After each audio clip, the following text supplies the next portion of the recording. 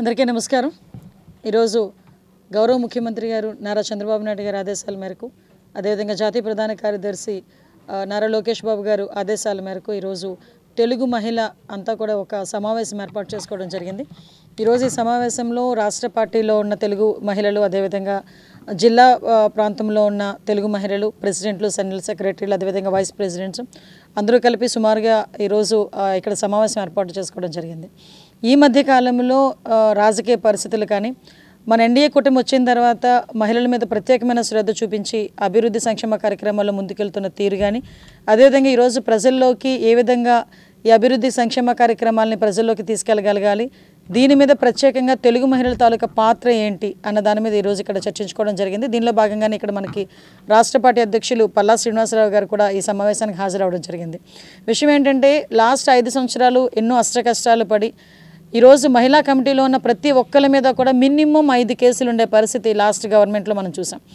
అటువంటి పరిస్థితుల్లో కూడా గవర్నమెంట్ వస్తుందా రాదో తెలియకుండానే, ఏ పదవులు వస్తాయో రాదో తెలియకుండానే ఈ రాష్ట్రాన్ని గాడిలో పెట్టాలంటే చంద్రబాబు నాయుడు గారు ఒక్కరు మాత్రమే ముఖ్యమంత్రి అవ్వాలని ఒకే ఒక ఉద్దేశంతో అప్పుడు ఉన్న ఒక విధ్వంసక పరిపాలన మీద యుద్ధమే చేసిన ఈ తెలుగు మహిళలందరూ కూడా ఈరోజు ఇక్కడికి వచ్చి వాళ్ళ తాలూకా అనుభవాలు, అదేవిధంగా ఈరోజు జరుగుతున్న పరిణామాల పట్ల వాళ్ళ తాలూకు విశ్లేషణ అన్నీ కూడా ఇవ్వడం జరిగింది.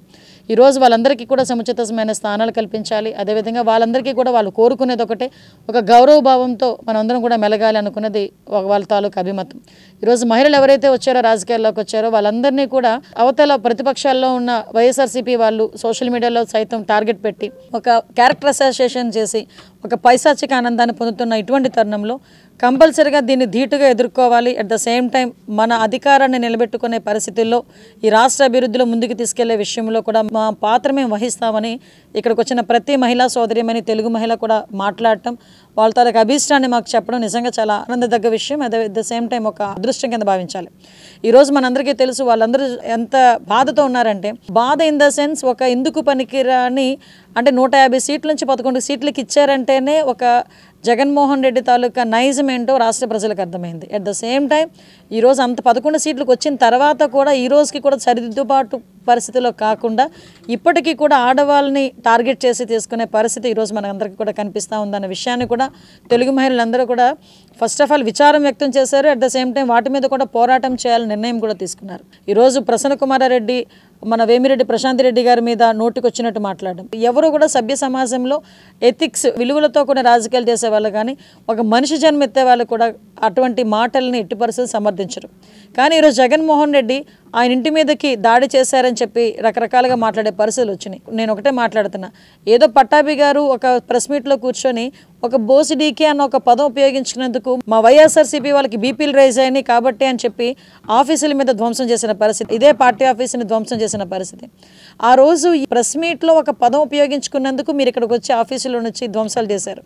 ఈరోజు వేమిరెడ్డి ప్రశాంత్ రెడ్డి గారు ఒక ఎమ్మెల్యే, సుమారు 50,000 పైన మెజార్టీతో గెలిచిన ఒక శాసనసభ్యురాల గురించి ఒక మాజీ శాసనసభ్యుడు ఆ రకంగా అంత దాన్ని ఎలా కూడా వర్ణించారో అర్థం కావట్లేదు, చాలా వర్స్ట్గా మాట్లాడటం, క్యారెక్టర్ అసోసియేషన్ చేయటం, ఇవన్నిటిని ఏ రకంగా పరిగణించాలో ఒకసారి జగన్మోహన్ రెడ్డి అర్థం చేసుకోవాలనే విషయం మీద కూడా చర్చించుకోవడం జరిగింది. ఇదే కాదండి, మన సజ్జల రామకృష్ణారెడ్డి బయటకు వచ్చి సంకర జాతికి చెందిన వాళ్ళు అని చెప్పి మహిళల గురించి మాట్లాడటం, మొన్న రీసెంట్గా సాక్షి ఛానల్లో కూర్చొని అమరావతి రైతులందరూ కూడా వేశ్యలని చెప్పి మాట్లాడటం, ఎక్కడ పడితే అక్కడ వీళ్ళు ఆడవాళ్ళని కించపరిచే విధంగా మాట్లాడడం, ఇప్పటికీ కూడా సోషల్ మీడియాలో కొన్ని చోట్ల ఎవరైనా వైఎస్ఆర్సీపీకి వ్యతిరేకంగా ఒక పోస్ట్ పెడితే దాని గురించి కిందన చాలా అతి జుగుప్సాకరమైన కామెంట్లతో మాట్లాడటం, వీటన్నిటి మీద కూడా చర్యలు తీసుకోవాలి. అట్ ద సేమ్ టైం వీటన్నిటికీ చర్యలు తీసుకోవడానికి ఒక చట్టాన్ని కూడా తీసుకురావాలి అన్న ఒక తీర్మానానికి కూడా ఇక్కడ వీళ్ళందరూ కూడా వచ్చున్నారు.